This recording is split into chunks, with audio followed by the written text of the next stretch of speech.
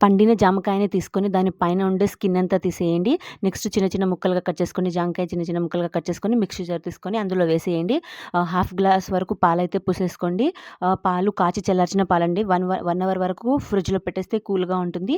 ఆహ్, నేను 2, 3 అవర్స్ అయిపోయింది కాబట్టి కొంచెం ఐస్ అయిపోయిందండి. షుగర్ కూడా స్వీట్‌నెస్‌కి తగినట్టుగా 2, 3 స్పూన్ల వరకు షుగర్ వేసేసుకొని 2 నిమిషాల పాటు బ్లెండ్ చేసుకుంటే జ్యూస్ ఇలా రెడీ అయిపోతుంది. తర్వాత మిగిలిన పాలు ఉన్నాయి కదా! ఆ పాలు కూడా వేసేసి 2, 3 సార్లు పల్స్ తిప్పేస్తే ఆ పాలు దాంతో కలిసిపోతాయి. నెక్స్ట్ స్ట్రైనర్ తీసుకొని ఒక గిన్నె తీసుకొని స్ట్రెయిన్ చేసుకుందామండి ఇప్పుడు మన జ్యూస్‌ని.